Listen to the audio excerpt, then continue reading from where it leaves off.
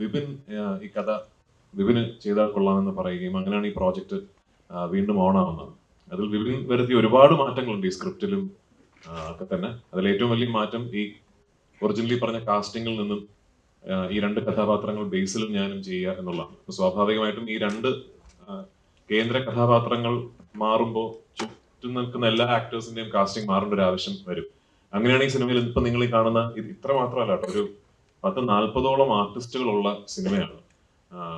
അപ്പൊ ഈ ഒരുപാട് ഒരു ഫ്രഷ് ആയിട്ടുള്ളൊരു പെയറിങ്, നായകൻ നായിക എന്ന് മാത്രമല്ല, ക്യാരക്ടർ ആക്ടേഴ്സ് ആണെങ്കിലും സീനിയർ ആക്ടേഴ്സ് ആണെങ്കിലും എല്ലാം ഒരു ഫ്രഷ്നെസ് ഉണ്ട് ഈ സിനിമയുടെ കാസ്റ്റിംഗ്. ഒരുപാട് നാളുകൾക്ക് ശേഷമാണ് ഞാൻ പേഴ്സണലി ഇത്രയും നടന്മാർ ഒരുമിച്ചൊരു സെറ്റിൽ ഉണ്ടാകുന്ന ഒരു സിനിമയിൽ അഭിനയിക്കുന്നതും അത്തരം ഒരു സെറ്റിൽ ഞാൻ ഉണ്ടാകുന്നതും ഒരുപാട് നാളുകൾക്ക് ശേഷമാണ്. ഈ സിനിമയിലെ ഏറ്റവും വലിയ സന്തോഷവും അത് തന്നെയായിരുന്നു. ഒരു വലിയ കാസ്റ്റിന്റെ കൂടെ ഭയങ്കര ഫൺ ആയിട്ടുള്ളൊരു സിനിമ ചെയ്യാൻ സാധിച്ചു എന്നുള്ളത്. ഇനിഷ്യലി ഞങ്ങൾ ഈ സിനിമ പ്ലാൻ ചെയ്തിരുന്നതിനേക്കാൾ ഒരുപാട് വലിയ സിനിമയാണ് ഇപ്പോൾ. അതിന്റെ സ്കെയിൽ എന്ന് പറയുന്നത് ഈ സിനിമയിൽ വിപിൻ പറഞ്ഞതുപോലെ ഈ നടന്മാരുടെ എണ്ണം കൂടുകയും നമ്മൾ ആദ്യം കൺസീവ് ചെയ്തതിനേക്കാൾ കുറെ കൂടെ വലിയ രീതിയിൽ ഈ സിനിമ എടുക്കാൻ സാധിച്ചു എന്നുള്ളതുകൊണ്ടാണ്. പക്ഷെ ആ പ്രൊഡ്യൂസേഴ്സ് മുകേഷ് സാറിനും എനിക്കും ഈ അവസരത്തിൽ വിപിനും വിപിന്റെ ടീമിനോടും, അതായത് വിപിൻ പറഞ്ഞ പോലെ കുറെ പുതിയ ആൾക്കാരാണ് ഈ ടീമിൽ കൂടുതലും ഉള്ളത്, ആ ടീമിനോടുമാണ് നന്ദി പറയേണ്ടത്. കാരണം ഒട്ടും സ്ട്രെസ്ഫുൾ അല്ലാത്ത, വളരെ എൻജോയ് ചെയ്ത് ഒരു ടെൻഷൻസും ഇല്ലാതെ തീർന്ന ഒരു ഷൂട്ടിംഗ് പ്രോസസ്സാണ്. നിർഭാഗ്യവശാൽ ഈ സിനിമയുടെ ചിത്രീകരണത്തിനിടയിൽ എനിക്കൊരു പരിക്ക് സംഭവിക്കുകയും ഒരു നീ സർജറി ചെയ്യേണ്ടി വരികയും അങ്ങനെ ഒരു 4 മാസത്തോളം എനിക്കൊരു ബ്രേക്ക് എടുക്കേണ്ടി വന്നതിന്റെ ഭാഗമായിട്ടാണ് ഈ സിനിമ ഇത്രയും നീണ്ടുപോയത്. അല്ലെങ്കിൽ ഇതൊരു 1 വർഷക്കാലം ഒന്നും നീണ്ടു നിൽക്കേണ്ട ഒരു പ്രോസസ് ആയിരുന്നില്ല. എന്നിരുന്നാലും ഇന്നിപ്പോൾ ഭംഗിയായിട്ട് ഈ സിനിമ ചെയ്തു തീർക്കാൻ സാധിച്ചു. ഈ 16-ാം തീയതി ലോകമെമ്പാടുമുള്ള തിയേറ്ററുകളിൽ ഒരു വലിയ റിലീസായി ഈ സിനിമാ പ്രേമികൾക്ക് മുമ്പിൽ എത്തുകയാണ്.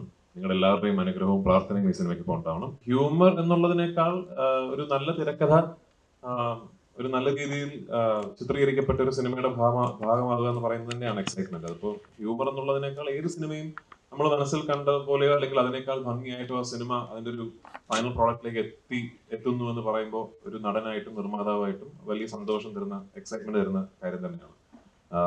പിന്നെ ഓഫ് കോഴ്സ് എല്ലാ സിനിമകൾക്കും ഒരു യാത്രയുണ്ടല്ലോ. അപ്പൊ ഈ സിനിമയുടെ യാത്ര ആലോചിക്കുമ്പോൾ എനിക്ക് തോന്നുന്നു എല്ലാം നല്ലതിനായിരിക്കാം. കാരണം ദീപു ഈ തിരക്കഥ എന്നോട് വന്ന് പറഞ്ഞപ്പോൾ എനിക്കറിയില്ല, വിപിനെന്ന് ആദ്യത്തെ മുത്തുകോ ചെയ്തിരുന്നു ആ സമയത്ത്. ഒരു സിനിമയൊക്കെ ചെയ്ത് നിൽക്കുന്ന ഒരു സംവിധായകനാണ്. പിന്നെ ജയ ജയ ജയ റിലീസ് ആവുന്നു, വിപിന്റെ ഫിലിം മേക്കിങ്ങിന് ഒരു ഭയങ്കര ഒരു ഫാൻ ഫോളോയിങ് ഉണ്ടാകുന്നു. അങ്ങനെ ദീപു പറഞ്ഞ് എനിക്ക് ഇഷ്ടപ്പെട്ട ഒരു തിരക്കഥ വിപിന്റെ അടുത്ത് എത്തുന്നു. ആ കാലയളവ് കൊണ്ട് ബേസിൽ ഒരു വളരെ പോപ്പുലർ സ്റ്റാർ ആകുന്നു, ഫാമിലി സ്റ്റാർ ആകുന്നു.